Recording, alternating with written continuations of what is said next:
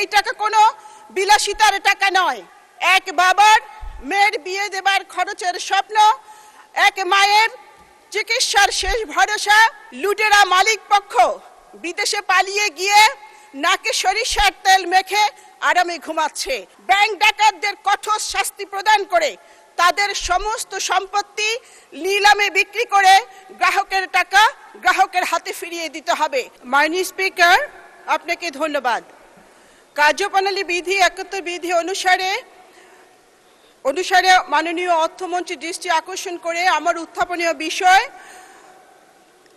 দেশের কয়েকটি ব্যাংকের লুট হওয়া টাকা ৭৫ লক্ষ গ্রাহকের হাতে ফিরিয়ে দেয়া এবং ওই সমস্ত ব্যাংক ডাকাত, ব্যাংক ঠকো, ব্যাংক লুটেরাদের কঠোর শাস্তি প্রদান প্রসঙ্গে মাননীয় স্পিকার, দেশের কয়েকটি ব্যাংকের অনিয়ম দুর্নীতির কারণে এক্সিম ব্যাংক, সোশ্যাল ইসলামী ব্যাংক, ফার্স্ট সিকিউরিটি ইসলামী ব্যাংক, বাংলাদেশ ইসলামী ব্যাংক, গ্লোবাল ইসলামী bank, union bank, national bank, IFIC bank সহ আরও কয়েকটি ব্যাংকে অনিয়ম এবং দুর্নীতির কারণে মালিক পক্ষের অর্থ পাচারের কারণে, লুটের কারণে আজকে দেশের আমানতকারীরা তাদের টাকা তুলতে পারছে না।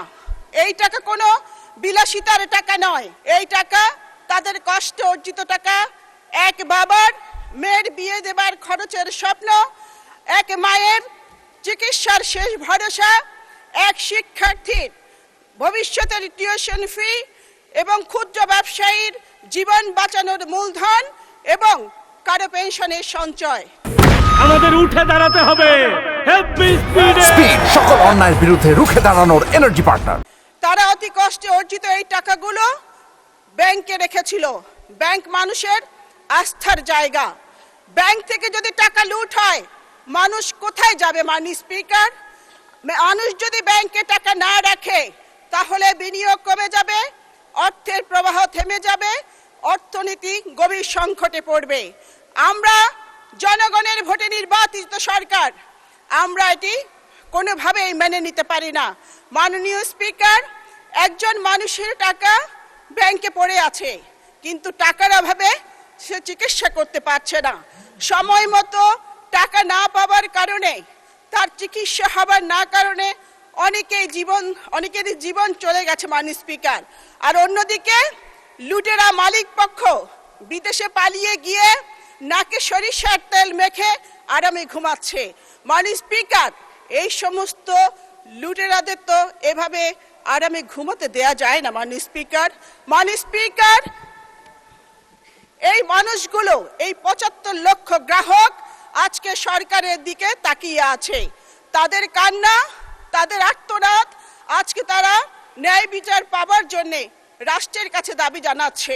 মাননীয় স্পিকার, এই সমস্ত ব্যাংক ঠেকো, ব্যাংক লুটেরা, ব্যাংক ডাকাতদের কঠোর শাস্তি প্রদান করে তাদের সমস্ত সম্পত্তি নিলামে বিক্রি করে গ্রাহকের টাকা গ্রাহকের হাতে ফিরিয়ে দিতে হবে। তবে জানতে পারলাম তাদের যে সম্পত্তি রয়েছে তারা তার চেয়ে ১০-১২ গুণ বেশি তারা টাকা লুট করেছে। এই কারণেই তাদেরকে ধরে এনে ফিরিয়ে এনে এই টাকা তাদের কাছ থেকে আদায় করার দাবি জানাচ্ছি। মাননীয় স্পিকার, একজন মানুষের জীবনে কত টাকার প্রয়োজন? আমরা তো ইচ্ছে করলে বেশি আমরা খেতে পারি না, বদহজম হয়। তাই এই সমস্ত বদহজমকারী লুটেরাদের ফিরিয়ে আনার দাবি জানাচ্ছি। এই বিষয়টির সাথে ৭৫ লক্ষ গ্রাহক জড়িত, মানুষ জড়িত। মাননীয় সদস্য মনোযোগ আকর্ষণ করেছেন, সম্পর্কের সময় আপনার স্টেটমেন্টটা দিবেন। এখন মাননীয় মন্ত্রীকে সুযোগ দিন। লেখা আছে মাননীয় স্পিকার, আমি নোটিশ দেখেই পড়ছি।